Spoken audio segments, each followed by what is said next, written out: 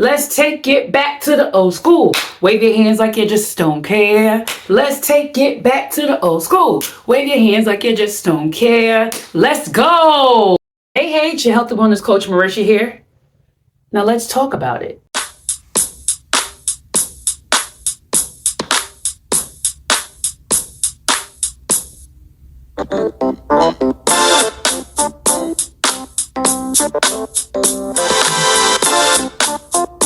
Let's take it back to the basics. Let's talk about routine. For those of you who are worried about an image, I just completed a workout. That's a part of my daily routine. So, back to the point of talking about the basics. While I love people trending and things trending, especially when it comes to the health, a lot of people, and I hope this is not you, are just jumping into the deep end and not knowing what the hell you're doing. And then you keep starting over and over and over and over. And you getting pissed and you saying this don't work and this don't work. Because you following everybody who is like in chapter 10 or chapter 20. You looking at them, comparing yourself, and you just opening the book. And you at the forward part of the book. And since I am talking about trending at the moment, I do want to say what my intuitiveness is picking up on is there are a lot of people who are trending, who are simply doing it for that reason and not for health purposes. Now, I also, in the same token, hope that it stirs the pot for them to say, hey, this is good. I do want to do this. I do feel better. But intuition is telling me different. So I do hope that you who watch, all of these videos and these people trending, whether they're juicing or they're doing whatever lifestyle, that you really pay attention to everything they're doing. Because as I mentioned a lot on my channel, everything adds up. Meaning if you're working in something in one dimension, you'll see that the person should have some type of reflective work in other dimensions. So if I'm eating my best, I should be also thinking my best. I should also be looking my best.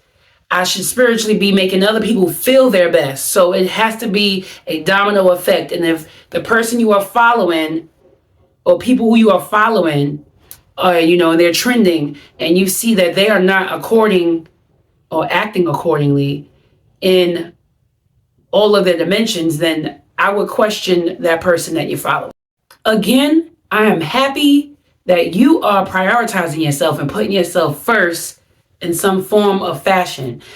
Now, don't make it complex trying to do 10 things at once when all you need to be doing right now is keeping it simple and focusing on the step in front of you. I love me some great metaphors. And one right now that I want to share is do not dive in the deep end if you do not know how to swim. Tread the waters that you are familiar with, okay? Which leads me back to speaking on the very point of this video is you keeping it basic, which is AKA your routine. There are 3 key elements to your routine. The 3 elements are time, place, and thing. Now with time, you want to set and follow a scheduled time for a long time. I'm still following my schedule, but now it's in my head. So I set an alarm in my phone and I label the alarm so that I know what it is that I need to do in that time, on that day. And I've been doing it for a long time. So it's so embedded in my head that I start doing the things now before the alarm goes off. And it's like I'm in sync with it because I promise you, 9 out of the 10 times, right before the alarm goes off, simply, just when you wake up like 2 minutes before sometimes your alarm, or a minute before, and you try to go back to sleep, your body becomes in sync with the things that you are doing. So it works outside of the bedroom as well with anything that you need to get done and prioritize. And setting an alarm, labeling it, and doing it for eons, and then, you may want to erase yours, but I leave mine in my phone, and it helps tremendously. You are going to literally apply that math to the place and thing.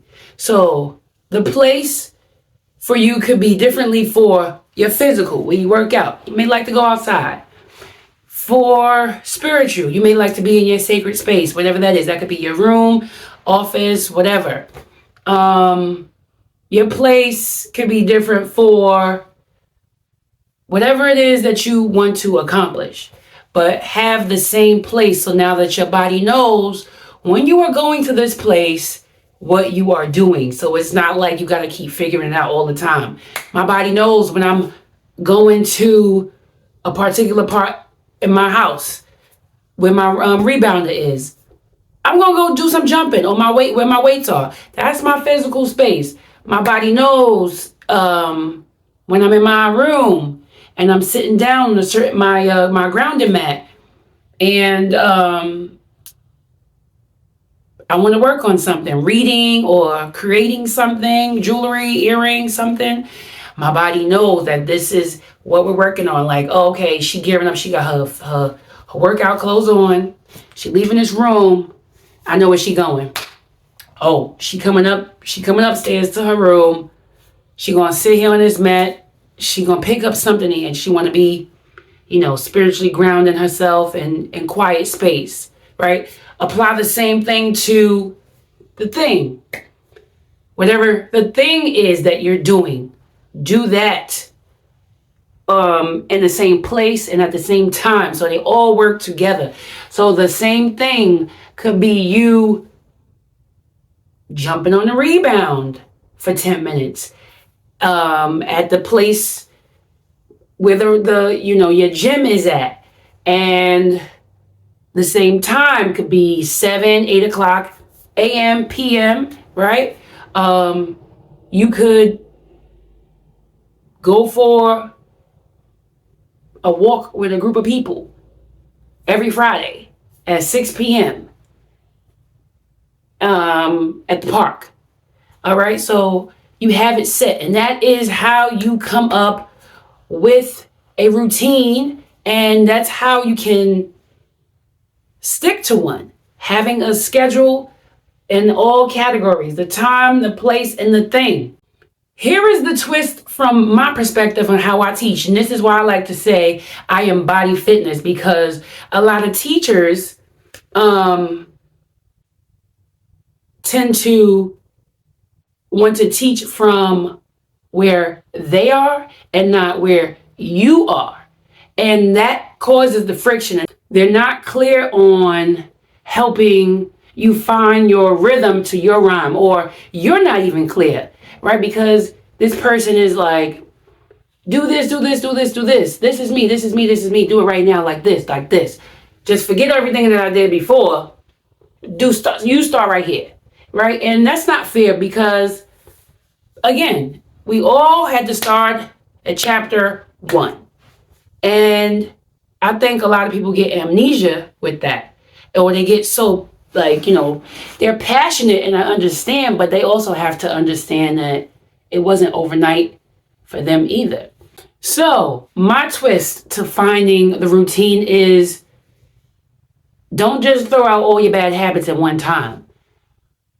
What I like to amplify is modification, elimination, and I talk about this in my ebook that you should get for $19.99, which is basically you doing the bad habit, but you break it down. So like, let's say it's January, you do it for 30 days, right?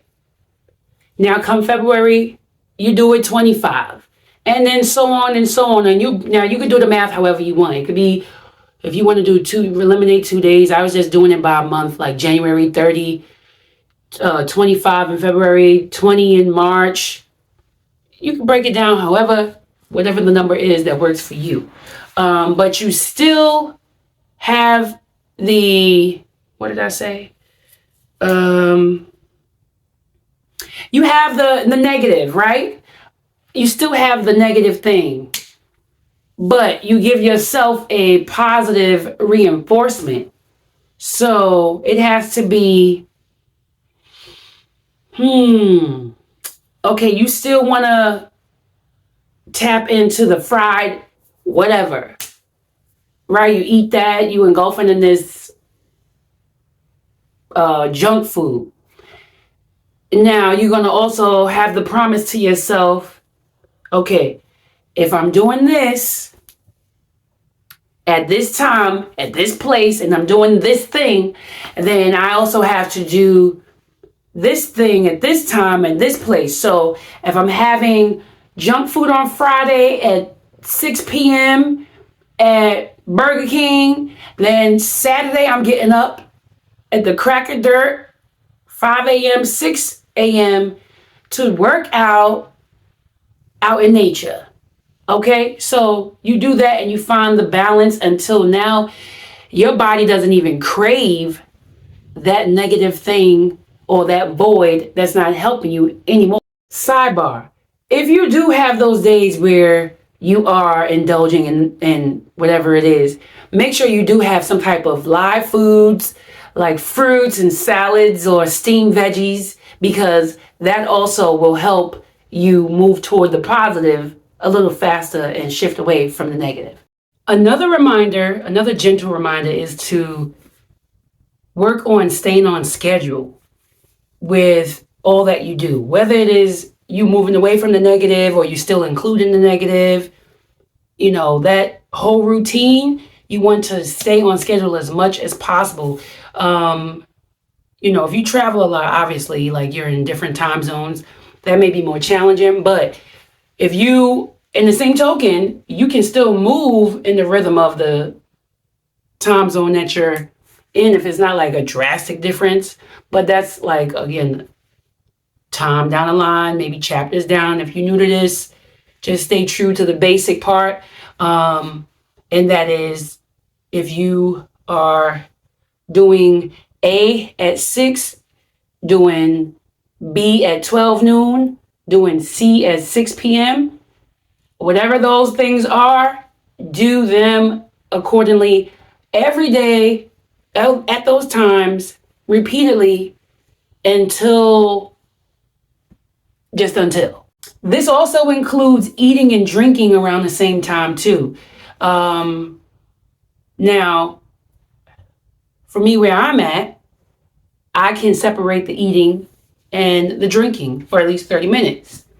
Maybe you have to work up to that, so do that. So work up to 30 minutes where you do 15 minutes before you eat or after you eat for a month, and then work on adding another 15 minutes and you do 30 minutes before you eat or after you eat of drinking, keeping those activities at least 30 minutes apart.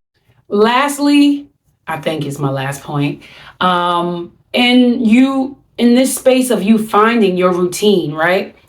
You don't want to remove all the negatives, like I said, like just straight out the gate, because that will make you just flip it and reverse it and say, F it. You can find yourself alternatives, right? So if you need a crunch, a bell pepper or cucumber could be your alternative, or you can eat it with the chip, right? I want to meet you where you are. I want you to meet yourself where you are.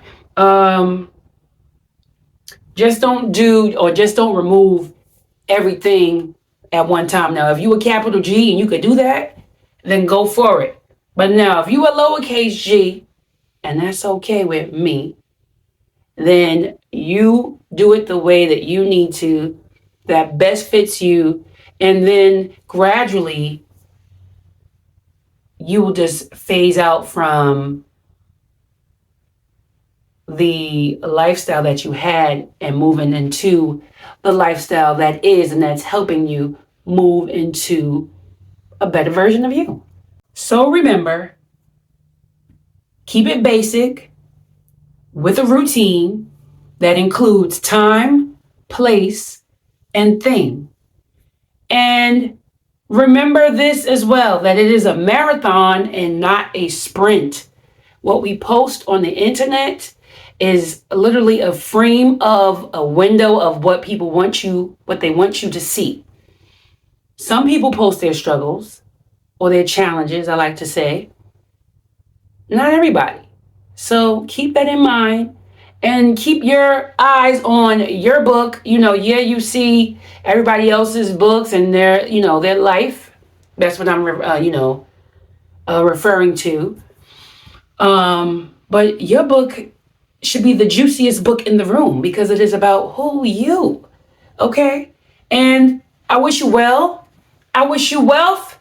And you already know, until next time, I will talk to you soon. Peace. The link is in my bio to get a copy of my health and wellness ebook, Eat Well, Live Well, right now for $19.99.